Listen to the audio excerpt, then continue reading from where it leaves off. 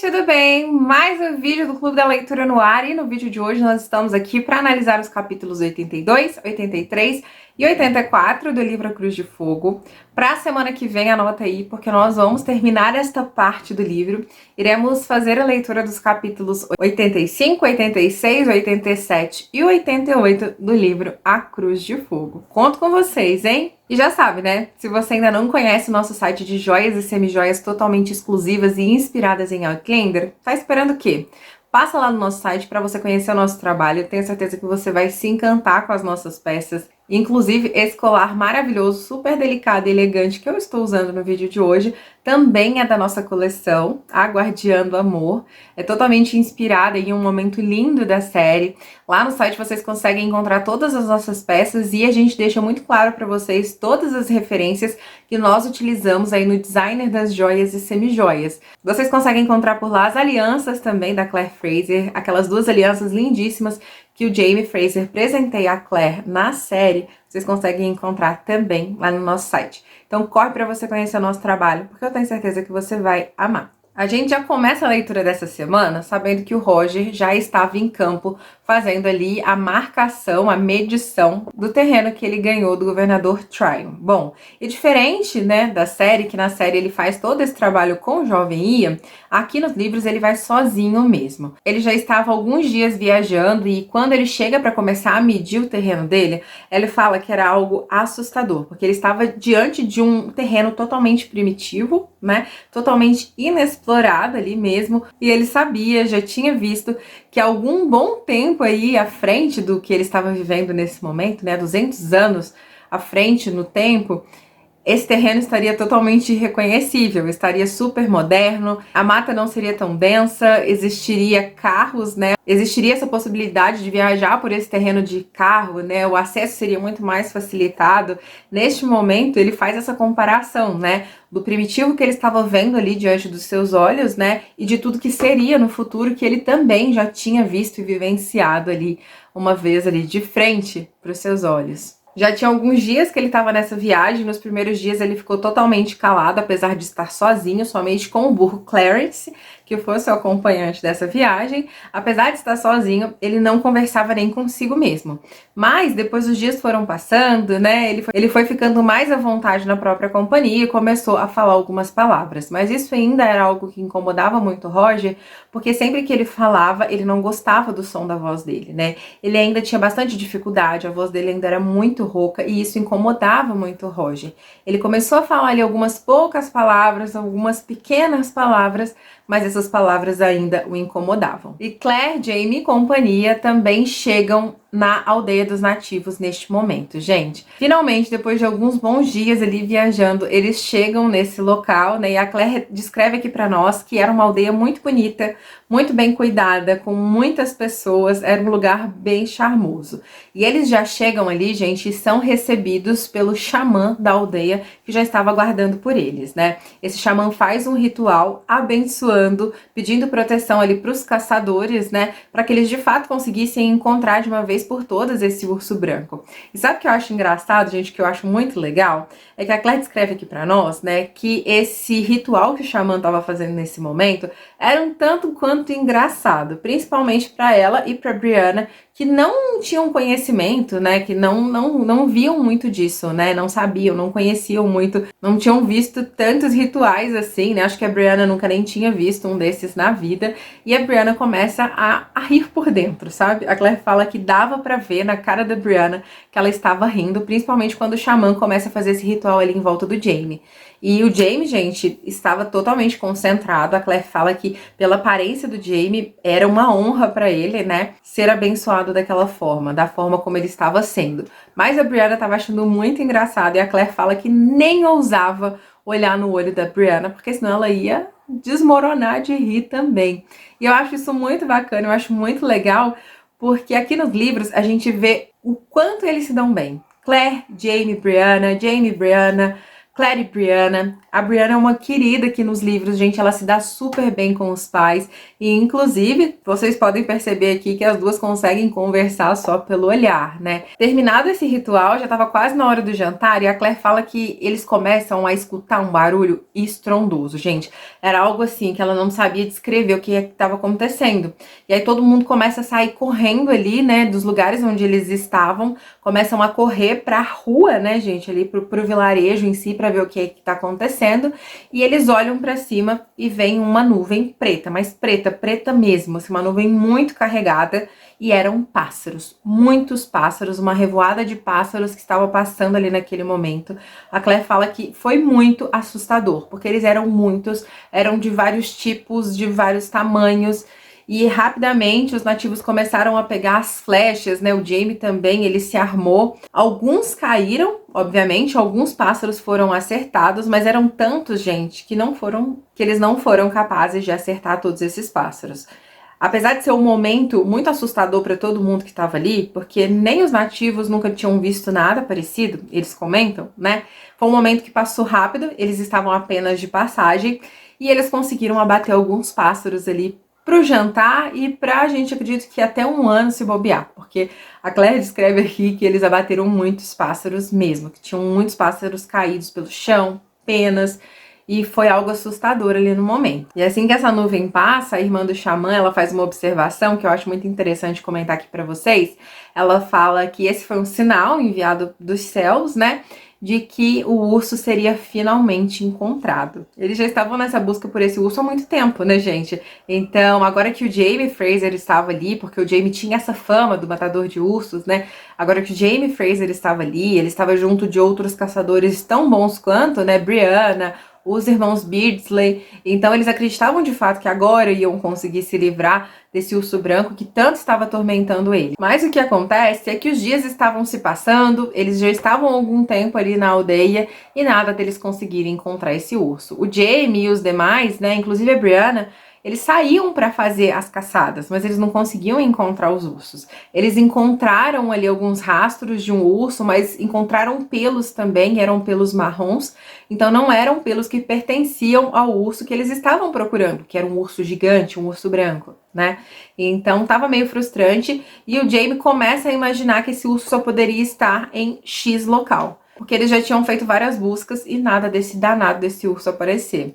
Então a solução que eles tinham era atear fogo nesse lugar onde eles imaginavam que o urso estaria se escondendo, estaria vivendo, e fazer o urso sair do seu esconderijo, porque eles não ousavam, obviamente, entrar nessa mata densa e fechada. Então o Jaime, ele solicita reforços, né, de alguns nativos que viviam ali nas redondezas. Esses nativos demoraram cerca de 2 dias para chegar, e assim que os reforços chegaram, eles foram fazer o que devia ser feito, que foi o fogo. Só que, gente, parece que alguma coisa sai do controle, porque eles estavam longe até da aldeia, né? O local onde esse urso ele se escondia era um local consideravelmente longe, mas de alguma forma esse fogo começa a se alastrar. Esse fogo começa a se alastrar de uma forma que quando a Claire e as demais mulheres que ficaram na aldeia começam a perceber, né, tinham homens também, eles começam a perceber, esse fogo estava se aproximando deles. Então, eles rapidamente, a Claire fala que não teve pânico, não teve nenhum sinal de pânico, mas eles começam a juntar as coisas com muita rapidez e começam a ser muito diretos naquilo que eles estão fazendo. Começam a juntar as coisas deles, a juntar as crianças e deixam a aldeia para trás. A Claire acha o pequeno Jaime, fala que foi um sacrifício danado achar o pequeno Jaime, porque ele estava super enturmado na aldeia, estava brincando com as outras crianças, e nesse momento ele estava até dormindo ali com várias crianças. A Claire fala que se ele não tivesse o cabelo loiro, loiro, loiro, ela não teria enxergado ele no meio de tanta criança assim, mas ela consegue achar o neto, e eles partem rumo ao alto da montanha. Os cavalos eram super poucos nesse momento aqui, tá, gente? Porque a maior parte dos cavalos estavam com os homens, né, enquanto eles estavam caçando. Acho que tinham apenas 3 cavalos ali na aldeia. A Claire pega um deles, que era o Judas. que inclusive é até o cavalo da Claire mesmo, né? E ela vai em sentido às montanhas. Mas, nesse momento, a Claire tá preocupada também. Ela sabe que Jamie, Brienne e os demais, eles estão em seguranças, porque são quem são, né, gente? Eles sabem se cuidar. Mas a Claire, ela segue o caminho olhando pra trás, sabe? Ela tá seguindo, olhando pra trás, seguindo, olhando pra trás. Começa a subir a montanha. E quando ela tá num certo ponto da montanha, que ela olha pra trás, ela vê uma certa movimentação de cavalos lá embaixo. E resolve voltar. Tá indo em direção ao fogo, mas ainda é seguro. Ela sabia disso. E ela fez bem, porque lá embaixo estavam Brianna, Jamie e os demais. O pequeno Jamie, assim que vê a mãe, se joga no colo da mãe, que rapidamente segue rumo ao alto da montanha com o filho. Nesse momento, a Claire fica com o Jamie para trás. E, gente, ela fala que tudo aconteceu tão rápido, que em poucos minutos tudo começou a ser tomado pelo fogo mesmo. Nesse momento, ela já estava somente com o Jamie, ela já tinha se perdido de todo mundo, eles já tinham se perdido de todo mundo, estavam apenas os dois agora, gente, como sempre, né? Os dois envolvidos aí em uma aventura que poderia custar a vida deles mais uma vez. E, gente, a Claire fala que o fogo estava tomando uma proporção muito grande, se alastrando muito rápido, mas que no céu também se aglomeravam nuvens de tempestades muito densas. Ia chover, em algum momento ou outro ia chover, e não era apenas uma chuva, era uma tempestade. Uma tempestade daquelas. E começou, gente, começou aqueles raios, aquela promessa daquela tempestade, e de fato começa a tempestade. E a fumaça começou a tomar conta do local. Eles já não conseguiam enxergar muito além ali de onde eles estavam. Na verdade, até onde eles estavam ali era meio que um mistério para eles, porque a fumaça era tanta que eles não conseguiam ver. E nesse momento a Claire lembra do Roger, porque o Roger também estava ali por perto para fazer a demarcação do terreno dele, né? Será que o Roger tinha sido atingido por essa nuvem de fumaça? Como será que estaria o Roger nesse momento? E sim, gente, onde o Roger estava também foi tomado pela fumaça. E o Roger deu azar, gente, de estar dormindo no momento. Então, quando ele acorda, o fogo, a fumaça já está muito perto de onde ele está. Ele não acha o burro Clarence mais. Então ele precisa fugir para sobreviver. Mais uma vez também o Roger lutando pela vida. E a luta do Roger pela vida neste momento também é desesperadora, gente, porque ele não conseguia encontrar muita saída, né? Ele fala que os animais passavam por ele também fugindo desse fogo, mas os animais cada um iam para uma direção, ele não sabia quais desses animais ele deveria seguir, e ele tem o instinto de seguir para o riacho. Nesse momento, ele lembra que ele tá com toda a medição do terreno dele ali na bolsa de couro dele. E ele fala, olha, eu posso perder minha vida, mas eu não perco essa documentação que eu demorei pra caramba pra fazer. Então ele volta, porque ele já tava no rio nesse momento, ele volta pra margem, cava um buraco bem fundo até pra enterrar esses documentos e marca o local com pedras. Mas nesse momento, gente, ele perdeu um bom tempo fazendo toda essa marcação, né? Fazendo o buraco, fazendo a marcação do local, e nisso o fogo avançando. Vocês podem imaginar, porque o fogo ele alastra muito rápido, principalmente numa floresta cheia de matos secos, né? Porque aqui onde o Roger estava nesse momento ainda não havia começado a chover. Então, quando ele termina de enterrar esses documentos, que ele volta para o rio e se joga, ele apaga, ele não consegue ver mais nada. Porque ele conta que para nós que ele foi tomado pela fumaça, ele já não recebia mais ar, a garganta dele estava seca e ele apaga. Quando o Roger acorda, ele tá num local totalmente desconhecido, com pessoas totalmente desconhecidas, com alguns negros que ele não reconhecia, pessoas que eram muito mal vestidas, que estavam num lugar assim, muito carente mesmo. O Roger descreve isso pra nós, né? E enquanto a Claire estava na aldeia, a mulher com quem a Claire conversava conta pra Claire que eles tinham conhecimento de que havia alguns negros que haviam fugido, que montaram um assentamento, um pequeno assentamento a oeste de onde eles estavam, era um pequeno assentamento, mas eles não se incomodavam. Então, muito provavelmente, foi esse mesmo assentamento de negros que encontrou o Roger. Mas tinha uma pessoa ali, gente, que é a nossa conhecida, e pasmem, porque eu fiquei chocada, tá? Eu não imaginava que essa personagem ia aparecer novamente, mas ela aparece, a Fanny Beardsley. A Fanny Beardsley está entre eles. O Roger fica surpreso quando ele vê uma mulher de pele branca no meio dos negros, mas o Roger descreve essa mulher com uma aparência muito sofrida. Era uma mulher magra, uma mulher que tinha uma aparência de mais velha, mas por conta de passar mesmo fome. E quando essa mulher fala e o Roger consegue enxergar os dentes dessa mulher, o Roger dá um tiro certeiro, tá? Ele dá um chute e acerta. Ele pergunta pra ela se ela seria a Fanny Beardsley, e é graças a esse conhecimento que o Roger teve da Fanny Beardsley. O Roger não conheceu a mulher, né? Mas ele ouviu as histórias que Jamie e Claire contaram sobre ela, então ele pôde fazer esse reconhecimento. E quando o Roger menciona que conhecia Fanny Beardsley, que era genro do James Fraser, a quem ela conhecia muito bem, né? Por conta de toda a história que ela viveu com ele, com a Claire ali, lá na casa dos Beardsley, o Roger consegue sair vivo dessa. Porque muito provavelmente, gente, o Roger não sairia vivo dessa se não conhecesse a Fanny.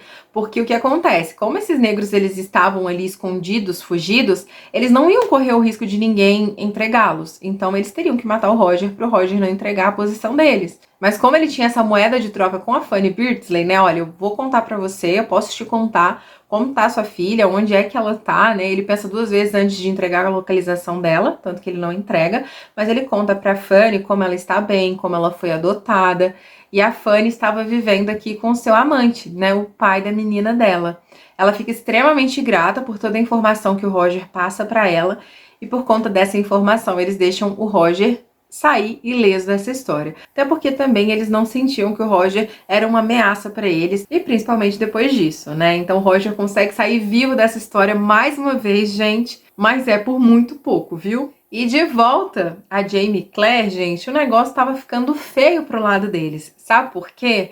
Porque eles estavam num local onde a mata era muito densa, muito fechada, a tempestade estava só aumentando. Nessa altura do campeonato, o fogo já não era mais uma ameaça para eles, porque havia começado a chover, ia chover muito. Eles conseguiram deixar o fogo para trás. Eles estavam num lugar tão alto que tudo que eles conseguiam ver era lá embaixo. E a nuvem de fumaça que tomou conta do local era muito densa, muito escura, a Claire fala para nós. Mas, gente, quando eles estão passando por uma árvore assim, a Claire fala que ela engoliu a seco. Porque assim que ela olha para essa árvore, ela vê vários pelos brancos, pelos muito longos e muito brancos, pelos do urso que eles estavam atrás, né, gente? Eu já imaginei, já fiquei pensando assim, meu Deus, Claire e Jamie e o urso de novo? Será? Mas, gente, calma aí, vou contar pra vocês.